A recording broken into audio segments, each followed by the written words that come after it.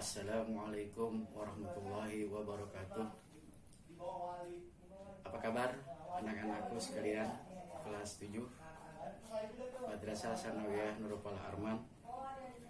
Semoga kalian dalam lindungan Allah Subhanahu wa taala, tetap di rumah, semangat untuk belajar walau kita dipisahkan dengan jarak. Mari kita mulai melanjutkan materi yang lalu, yaitu tentang pengukuran sebagai bagian dari pengamatan. Mari sama-sama kita awali pembelajaran kita kali ini dengan mengucap Bismillahirrahmanirrahim. Kita lanjutkan dengan besaran pokok. Nah, berdasarkan hasil konferensi umum ke-14 mengenai berat dan ukuran pada tahun 1971, Satuan Sistem Internasional disusun mengacu pada 7 besaran pokok seperti ditunjukkan dalam tabel 14. Kalian perhatikan tabel 14, besaran pokok dan satuannya. Besaran-besaran pokok pada tabel 14 memiliki satuan yang didefinisikan. Definisi besaran pokok dapat diubah atau diperbaiki sesuai dengan perkembangan ilmu pengetahuan dan teknologi. Sebagai contoh, definisi 1 meter standar yang mengalami beberapa perubahan. Perbaikan definisi standar pengukuran bertujuan agar hasil pengukuran yang diperoleh makin akurat. Jadi, besaran pokok adalah besaran yang satuannya didefinisikan. Tolong ingat itu semua. Jadi, didefinisikan.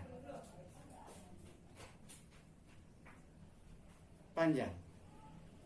Panjang adalah besaran yang menyatakan jarak antara 2 titik.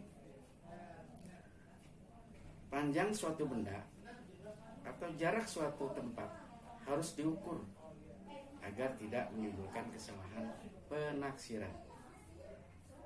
Nah, di sini di bawah ada kalian mencoba tapi di rumah melihat, menaksir, mengira-ngira tinggi sebuah pohon.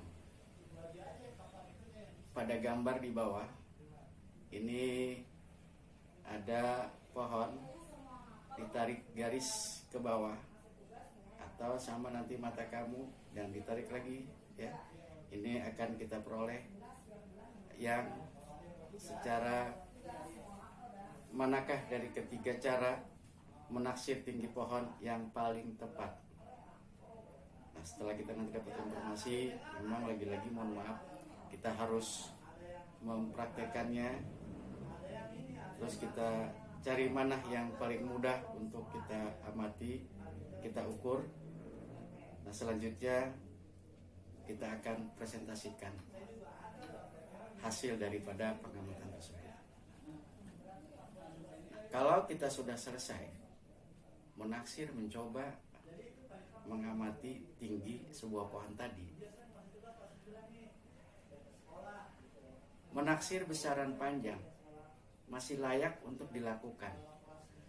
Hal ini diperbolehkan karena mengingat resiko besar yang akan dihadapi apabila melakukan pengukuran, namun untuk permasalahan tertentu yang masih dimungkinkan untuk melakukan pengukuran, sebaiknya langkah penaksiran perlu dihindari. Jadi harus pasti. Jadi pengukuran dilakukan untuk menghindari adanya kesalah penaksiran. Pengukuran juga mampu menghasilkan data yang akurat dan dapat dipercaya. Besaran panjang dapat dinyatakan dalam satuan-satuan yang lebih besar atau lebih kecil dari meter. Kamu dapat menambahkan awalan-awalan seperti tercantum pada tabel kecil dari meter. Kamu dapat menambahkan awalan-awalan seperti tercantum pada tabel 1-2. perhatikan contoh di bawah ini. Ada satu contoh 4 km sama dengan 4 kali 10 pangkat 3 meter. Hasilnya 4000 meter. Itu contoh dan seterusnya. Jadi untuk keperluan sehari-hari telah dibuat alat ukur panjang tiruan dari meter standar. Beberapa macam alat ukur panjang dijelaskan nanti di bawah sini. Kalian perhatikan, yang pertama penggaris.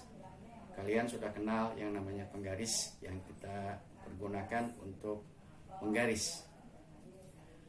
Penggaris digunakan untuk mengukur benda-benda yang tidak terlalu panjang.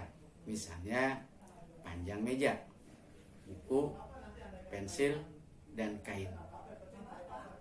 Penggaris biasanya memiliki panjang 30,48 cm atau 1 kaki, seperti ditunjukkan pada gambar 18 atau 91,44 cm atau 1 yard.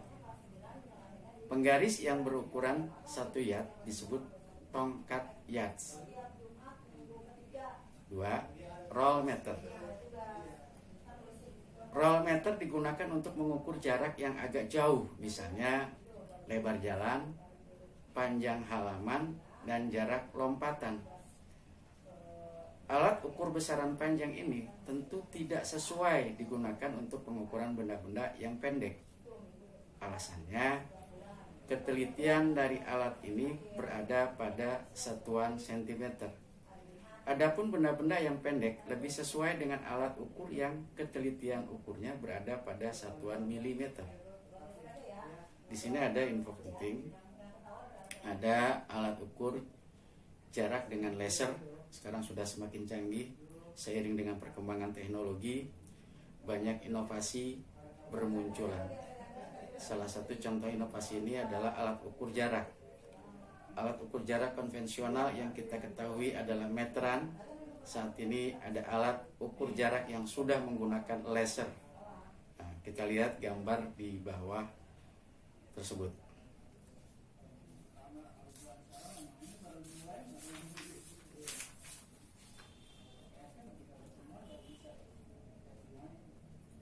Jadi alat ini mempunyai prinsip kerja dengan mengarahkan laser ke batas jarak yang ingin kita ukur. Hasil pengukuran jarak dari suatu objek ke objek lainnya akan langsung diketahui. Jarak ukur dari laser meter sangat variatif, dari 0 sampai 50 meter. Dan ada juga yang melebihi jarak 250 meter. Alat ini dapat berhubungan dengan gawai dan tahan air serta debu. Laser distance meter paling sering digunakan dalam industri, terutama industri yang berkaitan dengan konstruksi. Keunggulan alat ini dibandingkan alat ukur jarak konvensional, yaitu alat ini memiliki tingkat akurasi tinggi dan dapat menyimpan hasil pengukuran sehingga sangat praktis dan efektif. 3. Selanjutnya jangka sorong. Jangka sorong digunakan untuk mengukur benda dengan panjang maksimum 15 cm.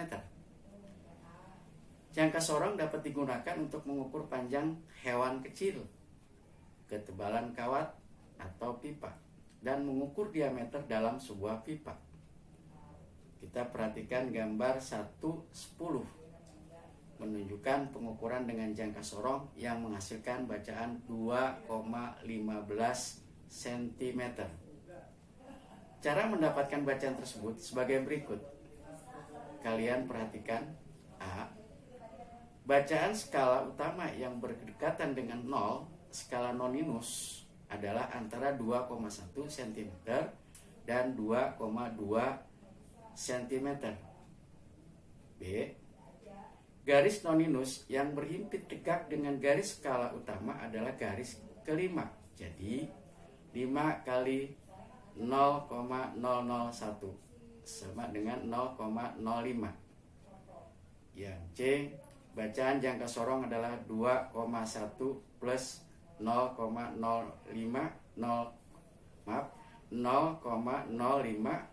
sama dengan 2,15 cm. Kalau kita sudah bertatap muka, kita akan lakukan dengan alat di sekolah untuk mempraktekannya. Yang keempat, mikrometer skrup. Mikrometer skrup digunakan untuk mengukur benda dengan panjang maksimum 2,5 cm. Mikrometer skrup dapat digunakan untuk mengukur ketebalan benda, diameter kawat, atau benda-benda yang berukuran kecil. Bagaimana cara membaca hasil pengukuran menggunakan mikrometer skrup?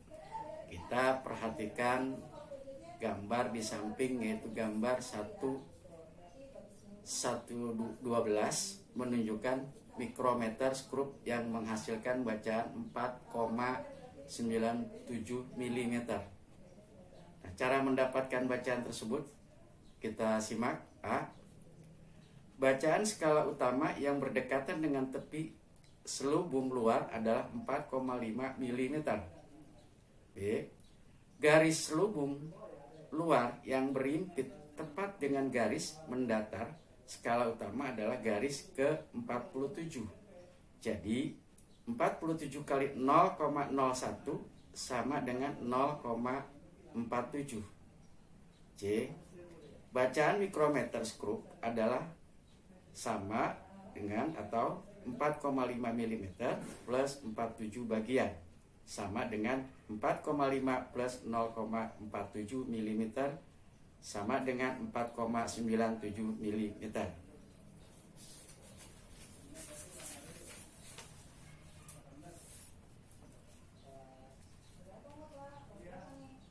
Yang B, massa.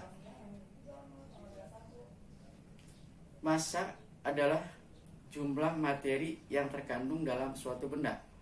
Saya ulang. Massa adalah jumlah materi yang terkandung dalam suatu benda. Satuan internasional untuk massa adalah kilogram, disingkat kg.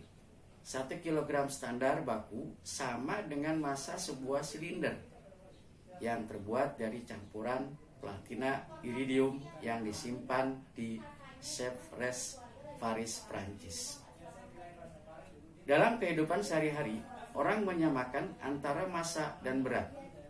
Massa dan berat merupakan dua besaran yang berbeda. Massa suatu benda ditentukan oleh kandungan materinya dan tidak mengalami perubahan meskipun kedudukannya berubah. Sementara berat benda menyatakan besarnya gaya gravitasi yang bekerja pada benda. Berat benda tergantung pada besarnya percepatan gravitasi bumi yang bekerja pada benda. Berat benda sangat tergantung pada kedudukan benda. Satuan berat adalah Newton, disingkat N. Sedangkan satuan massa adalah kilogram, disingkat kg. Selain kilogram, satuan massa yang sering digunakan dalam kehidupan sehari-hari yaitu kuintal, 100 kg, dan ton 1000 kg. Kita lanjutkan. Massa suatu benda dapat diukur menggunakan neraca. Beberapa jenis alat ukur massa yang biasa digunakan dalam kehidupan sehari-hari. Kita lihat. 1. Neraca sama lengan. Kalian perhatikan timbangan ini biasanya ada di toko-toko emas, di Departemen Kehakiman, dan lain sebagainya. Neraca sama lengan pada gambar 1.13 digunakan untuk mengukur massa benda-benda yang ringan. Neraca ini biasanya digunakan untuk menimbang emas. Cara menggunakan neraca sama lengan yaitu dengan meletakkan anak timbangan dan beban pada lengan neraca yang berlawanan. Selanjutnya, kait ditarik untuk mengetahui hasil pengukuran.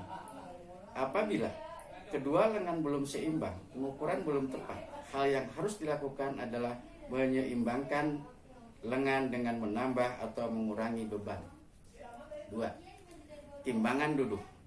Nah, untuk timbangan ini kalian amati, kalian ingat-ingat, ini banyak di pasar ya, kalau kita beli cabai, beli bawang dan lain sebagainya, ini akan kita pergunakan.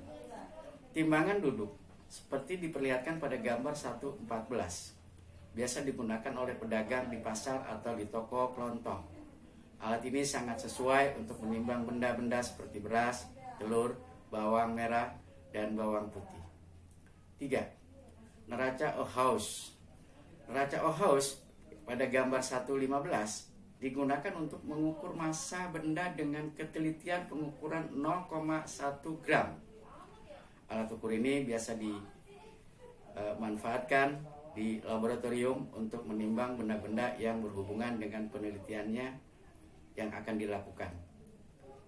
Pembacaan skala pada neraca Ohaus ditunjukkan pada gambar 1.16 di bawah ini. Kalian perhatikan gambar hasil pengukuran dari pada gambar adalah 0 gram plus 40 gram plus 7 gram plus 0,5 gram, hasilnya 47,5 gram.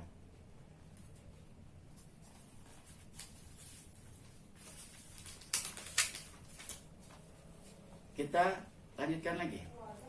Waktu. Yang C.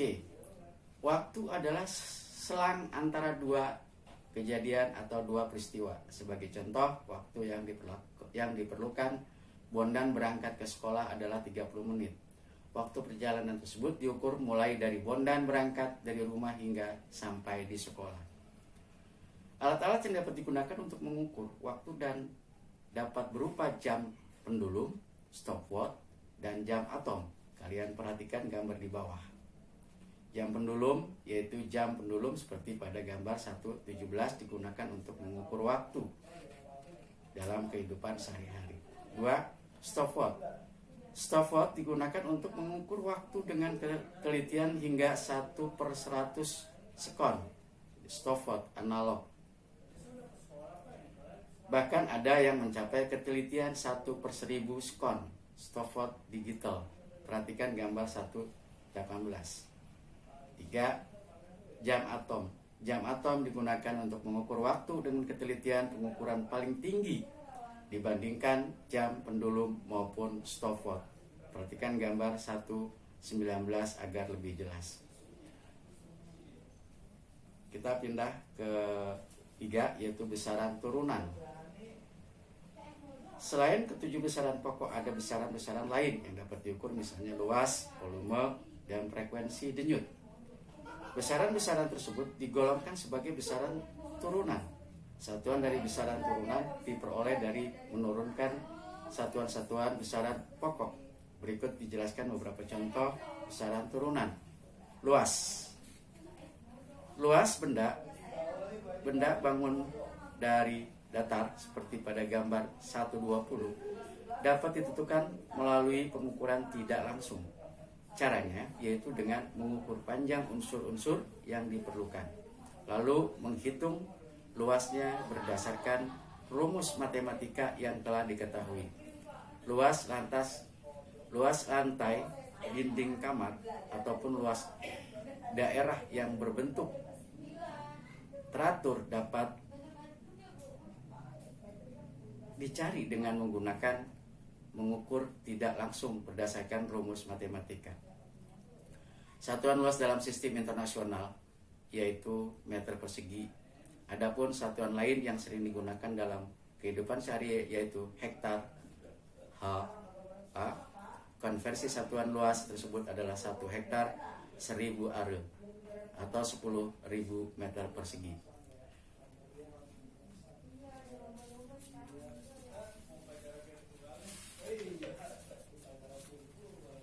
Yang B, volume. Volume merupakan besaran turunan yang disusun dari besaran pokok panjang volume berkaitan dengan besarnya ruangan yang terisi oleh materi. Benda yang memiliki volume lebih besar dapat menampung materi lebih banyak dibandingkan dengan benda yang volumenya lebih kecil. 1. Mengukur volume benda bangun ruang yang bentuknya teratur. Kita perhatikan ada macam-macam di samping. Volume bangun ruang pada gambar 121 dapat ditentukan melalui pengukuran tidak langsung. Caranya dengan mengukur panjang unsur-unsur yang diperlukan, lalu menghitung volume berdasarkan rumus matematika yang telah kita ketahui.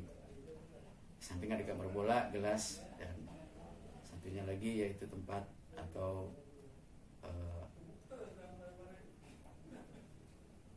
toples. Yang kedua, mengukur volume benda yang berbentuk tidak teratur. Volume benda yang berbentuk tidak teratur dapat ditentukan dengan bantuan gelas ukur dan gelas berpancuran. Ada, kita lihat di sini A, mengukur volume benda yang bentuknya tidak teratur menggunakan gelas ukur. Volume batu pada gambar 122 dapat ditentukan dengan rumus V baru batu sama dengan V2 bin V1. B, mengukur volume benda yang berbentuk tidak teratur menggunakan gelas ukur dan gelas berpancuran. Nah, pengukuran volume benda yang berbentuk tidak teratur menggunakan gelas ukur yang gelas terpancuran dapat dilakukan seperti pada gambar 1, 2, 3. Ada rumus V batu sama dengan volume air yang tumpah ke dalam gelas ukur. Dalam kehidupan sehari-hari, volume zat cair biasanya dinyatakan dalam liter atau mililiter. Adapun satuan volume dalam satuan internasional yaitu meter kubik. Konversi tiap-tiap satuan volume di atas yaitu 1 liter sama dengan 1 desimeter per kubik sama dengan 10 min 3 meter kubik, dan selanjutnya 1 liter sama dengan 1000 mililiter 1000 cm kubik. 1 mililiter sama dengan 1 cm kubik. Frekuensi denyut nadi. C. Frekuensi denyut nadi manusia tergantung pada jenis kelamin, usia, dan aktivitas tubuhnya. Anak-anak memiliki denyut nadi lebih cepat daripada orang dewasa. Denyut nadi orang dewasa pada saat beristirahat berkisar 60 hingga 80 denyut per menit. Denyut nadi anak-anak yang sedang beristirahat berkisar antara 60 hingga 100 denyut per menit. Sedangkan pada bayi berkisar 100 hingga 140 denyut per menit. Denyut nadi dapat meningkat melebihi normal apabila melakukan aktivitas fisik, ketakutan, atau saat sakit panas. Yang keempat, kita lanjutkan besaran skala dan besaran vektor. Besaran skala adalah besaran yang hanya